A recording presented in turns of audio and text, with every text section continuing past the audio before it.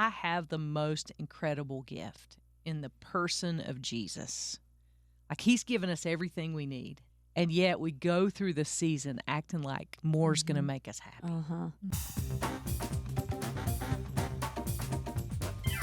Hello there. You're listening to the Girl Talk Podcast. My name is Carol. I'm Kelly. I'm Tricia. And we're so glad you've joined us today. We're going to be talking about Advent. I have to, admit to you girls that before a couple of years ago, I really hadn't heard of Advent or didn't know what it was about. Right. I've heard the word, not really understood it, not known what it meant to me and my family. Absolutely. I grew up in the Methodist church, and so Advent was a big deal. So maybe you're more qualified to tell us, kind of explain. I don't know about all that, but I can, I can certainly tell you the religious piece of it. It was there was definitely more of that tradition, more, I shouldn't say pomp and circumstance because that's not really it, but definitely pauses and intentionality in what we did. So every Sunday we had an Advent wreath, and we would light a new candle on the Advent wreath.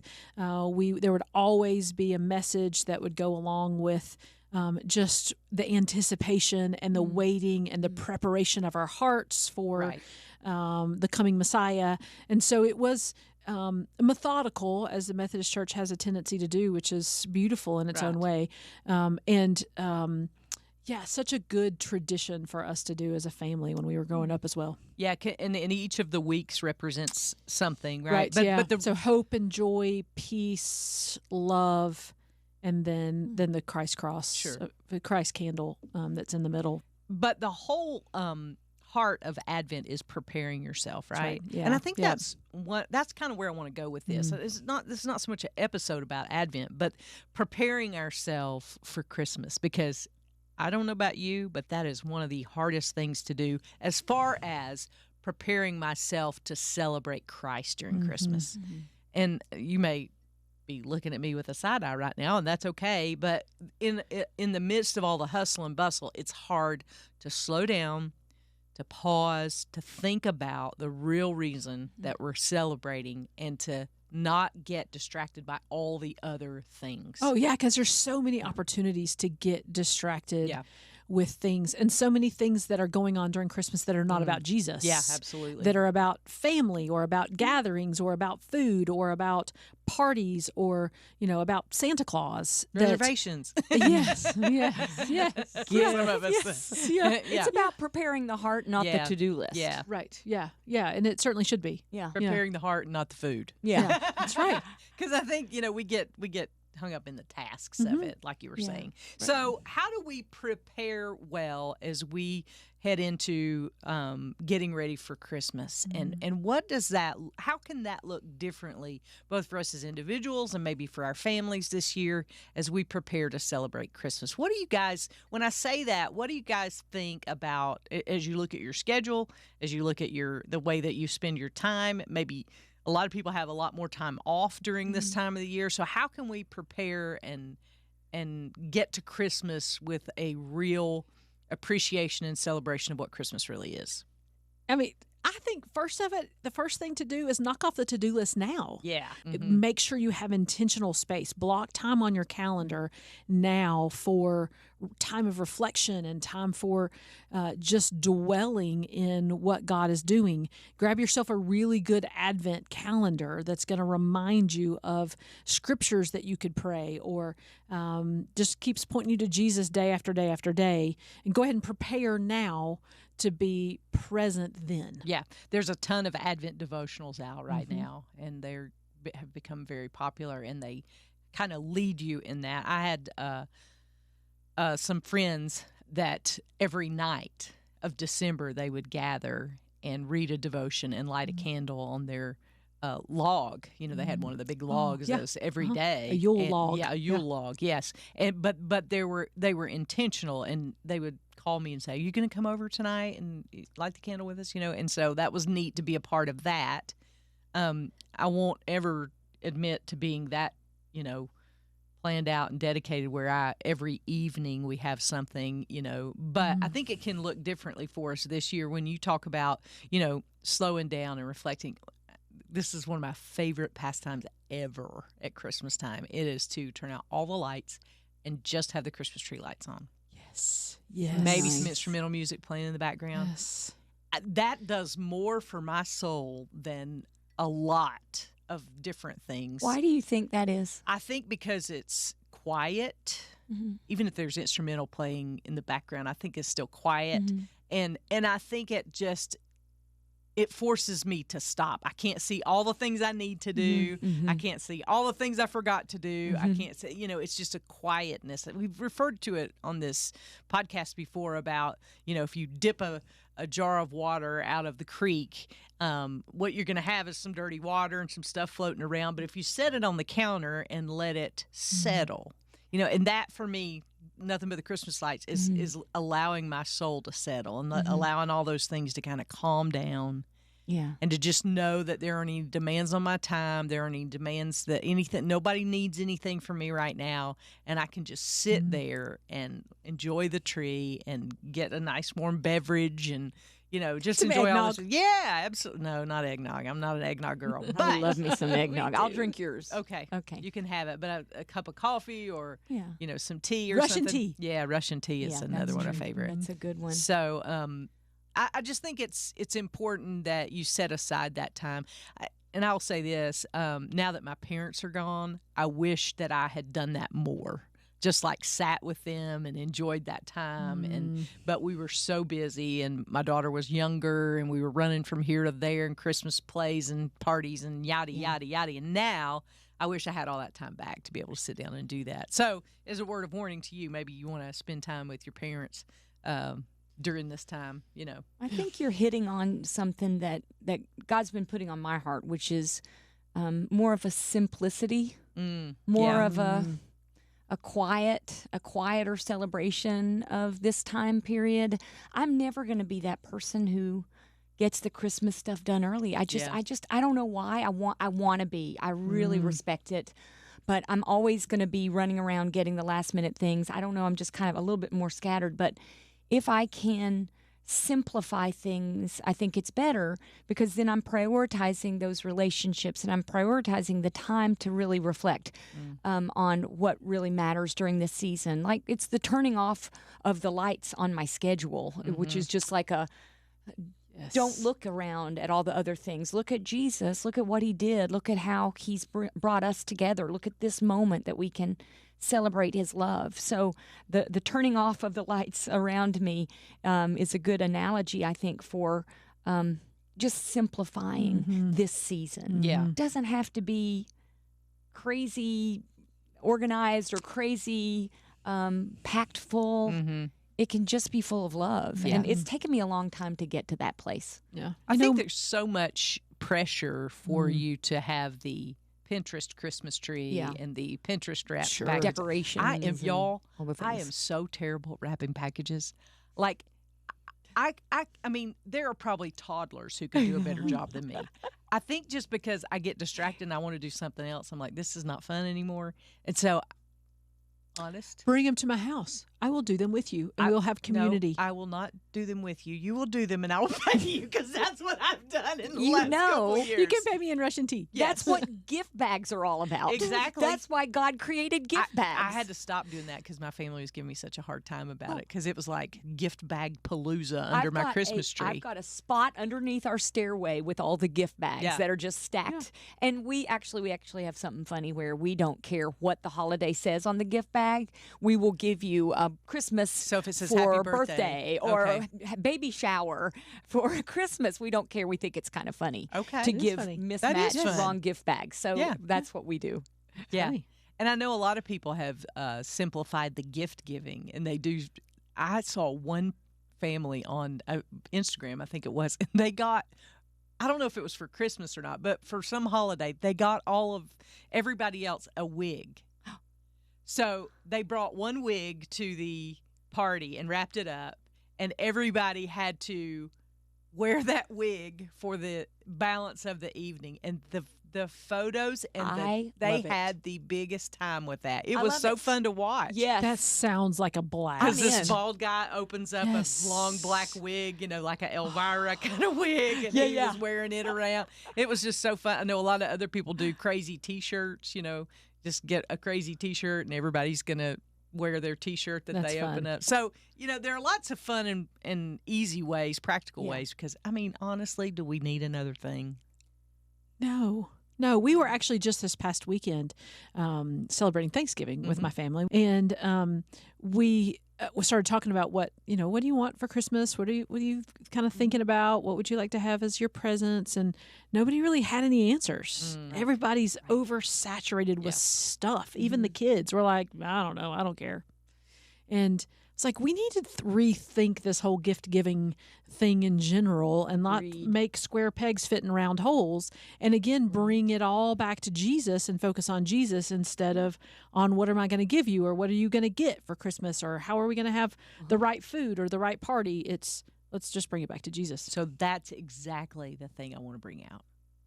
When you don't need anything because you have everything, but then you don't appreciate anything? Like, I feel like that's where I've gotten to at Christmas. Like, I have the most incredible gift in the person of Jesus. Like, he's given us everything we need. And yet we go through the season acting like more's going to make us happy. And we don't appreciate it. And honestly, if I'm honest, that has described me more times than not.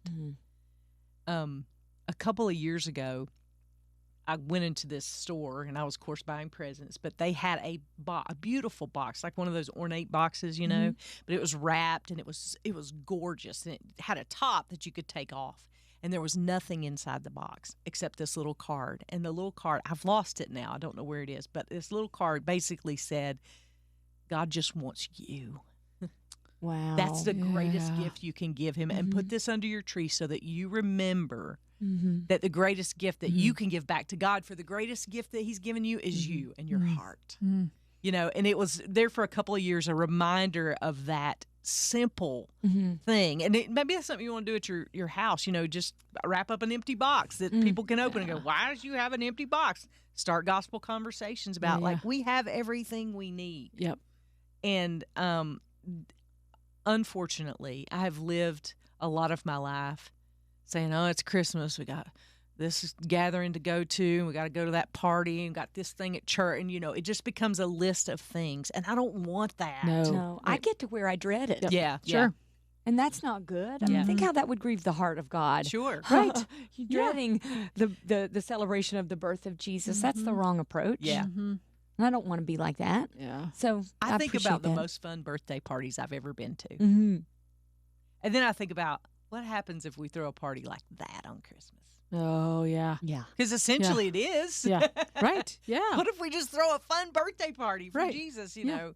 And even in doing that, just to continually shift your focus back to Jesus. So how do we do that, though? Let's talk about that, because I'm like here saying, yes, I want that. But when I leave this room or when I move into the next phase, am I going to get wrapped up in the to-do list again? How do I not do that? I think intentionality, you started there, but I think that truly is the key. I think it is, and holding each other accountable, and having friends to go alongside and do it with you. Yeah. And that's the kicker too, is making sure you can convince other people to do it with you. Your family, your probably first, most importantly, convincing those people to give up all the things. You're getting a wig. I'm going to give you another idea, because this was the most fun. It wasn't at Christmas, but I don't remember what holiday. Maybe it was Christmas. Anyway, we got to the party, and of course nobody brought a gift because it was just a fun get together. And the host said, "Okay, we're going to go out to your car and shop your car, and you have to bring in a gift to wrap and put under the tree for somebody." It was the most fun I think I've ever had at a party get-together thing, because you had like half-empty things of lotion, and like I got a Tom Selleck magnet. That's fun. Yeah, I don't know why that was in somebody's car. I had, for some odd reason, I had a I think someone gave it to me. It was like a toboggan with earphones in it, like really cheap. Oh, yeah. So I wrapped that up. I mean, there was just so many fun things. Somebody gave like a can of oil. It was hysterical. That's and we so just had funny. the best time doing that. And I was like, this is what it's all about, you know? Yeah. Just Yeah. enjoying Laughter each other, and having memories. fun. Yeah. Eating some Christmas cookies and just How many enjoying. Christmas parties have you been to that you can't remember anything about at this time? More because than I can count, probably, because I don't even remember them. because they were the same old, and Yep. everybody brought a gift. And how many Christmases have we had, even with our family, where we're like, I don't even remember what you got me for Christmas last year, and it. Did it matter what I got you for Christmas last year? But that kind of thing, just something crazy and wild, and wearing the wigs or shopping your car, or just brings it back to a level of fun, but then also gives you the space. Again, it's getting back to the space of being able to prepare and focus on Jesus during the season instead of the checklist of things to do. If we can just remove the checklist, and do things differently, like shop your car. I love it. Yeah, More it was simple so fun. and more unique to your family, and how special. I wonder too if we couldn't come up with some meaningful things to start conversations during, like, because we all share meals or hors d'oeuvres or whatever, but to share some, like, because Advent is about waiting and about preparing for. Maybe we ask, what are you waiting for right now? Like, what are you waiting for? What are you preparing for? A lot of people probably say, "Oh, I can't wait for the new year. I'm gonna go to New York." We're actually going on a trip this year. At the first part, with my sister's dance. My sister's dance, not my sister's dance. It's my daughter's dance. My sister does it. Well, she That would might be dance. funny. Yeah, it would be. But anyway, we're going. So that's going to really be our Christmas, and I've completely lost my train of thought. I don't know where I was going with that. But anyway, I think it's just important that as we wait and as we prepare, you could ask, what are you waiting for? What are you preparing for? Yeah. And that will give you a little, I mean, especially if you have people in your family who aren't believers, that will give you a jumping off point to say, what is it about that you're anticipating? And then to tie it back into the birth of Christ. When you think about the concept of waiting, we don't have to wait in our culture for anything anymore. Unless you go to the doctor's office. Oh, the DMV. I will say the DMV. Not the DMV. I had a good experience. You did. Yep. I did not. But okay. But waiting is a foreign concept. If you want to hear a song, you bring it up on your phone. You want to have a particular kind of food, somebody will deliver it to you. We don't have to wait anymore. But there is something very precious, sacred, I would say, about waiting. And it is, I think it's a level of surrender. And that concept to us is not one that we want, but God, I think, calls us to learn how to wait, to learn how to surrender. Not only our time, but our thoughts and our wishes and our hopes, and to Him and His timing. And so there's something very sacred about waiting. Wait on the Lord, and be of good courage, and He will strengthen your heart. Love that verse. I like that. Yeah. I mean, think about how strong the Jews' hearts were. Yeah. When Jesus finally came, they'd been waiting for 400 years. Yeah. Can you imagine having to wait for anything for 400 years, for multiple generation after generation after generation, and the anticipation that was building up, and then also at the same time not knowing when it was going to be fulfilled? That's hard waiting. That's really hard waiting. With us for Christmas, we see an end. We know, not an end, but we see somewhat of a finish line of Christmas. It has a day. It has a date on the calendar, but the Jews didn't have that. They had to wait and wait and wait with no knowledge of when the promise was going to be fulfilled. It was a promise. It was going to be fulfilled, and they trusted that, but they didn't know when. And they waited in silence. Yes. There was nothing. It wasn't, I think about waiting for that long and hearing nothing. Like, how hard would it be to trust God in that, right? Yeah. Like, it would, no doubt, nobody lived to be 400 years old now, but, in that day, who knows? Right. Yeah. But not me and you, because we weren't there. To not hear anything for 400 years, Waiting is active. Yeah. It's not. Sure. It's not passive. Yeah. Waiting well, anyway. Yeah. Waiting appropriately. Yeah. It takes It takes active faith. Talk about that. Let's talk about that for a second. What does active waiting look like? For me, active waiting is reminding myself frequently of God's goodness, of His promises, of His faithfulness. Yeah. Not just allowing my mind to go in whatever direction it wants to go in, but going down the road of God has been faithful in the past and He's going to be faithful again. And so I can wait. I can wait on Him because I know His character. Yeah. Yeah. Oh, and those reminders too of just how good He is and how his will and His desires and His plan is so much better than we could ever dream up for ourselves. That it doesn't, I'm going to always fall short. My dreams are going to fall short of the amazing goodness and perfect plan and perfect outcome that he has. Right. Yeah. And he, like you said, He's been faithful time after time after time to me, but then also to lots of people I've known or stories I've read in the Bible or, throughout history. You can see just time after time after time of God delivering on His promises, of showing up in just the right moment, right, and being faithful. But remembering that is not the default. Yeah. Right? Oh, yeah. Right? No. That's the active Christmas or part not. of it. Yes. Yeah. So being active in reminding yourself of that. And I will say this as well, because I think when we talk about the goodness of God, we talk about maybe what He does. I think getting to know His character too. Yeah. Because that is kind of the building block of seeing the goodness of God, is knowing who He is and what His character is. And so I would just add that to the conversation as another thing that you might want to visit. If you're having trouble, with that and waiting on God, and you're like, I've been praying for this for la la la. I get it. There was a girl I ran into at a concert one time, and she said, I think it was 15 years. She said, I've been praying for my husband for 15 years. I was like, wow. And she said he wouldn't have anything to do with church, didn't believe in God, none of that. She said, for 15 years I prayed for him. And she said, you know what? And I was like, no what? And she goes, he's teaching Sunday school tomorrow. Oh, and I was God. just like, whew. And she was like, I there were a lot of days where I didn't think God was going to answer that prayer, but I just kept trusting His character. Just kept trusting His character. And that's essentially what we're talking about as we prepare our hearts for what God's going to do today and in the future, and as we prepare our hearts to celebrate the birth of Jesus. This has been such a great discussion. I feel encouraged to slow down, to slow my pace, and to pause and to reflect and to spend some time with just the Christmas tree lights on. I hope you do too. Hey, we'd love to hear from you.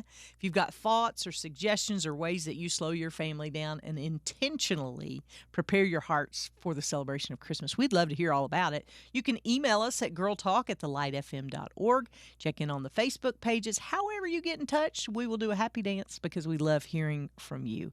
And you know what? We'll see you next time we gather around these microphones for the next Girl Talk podcast.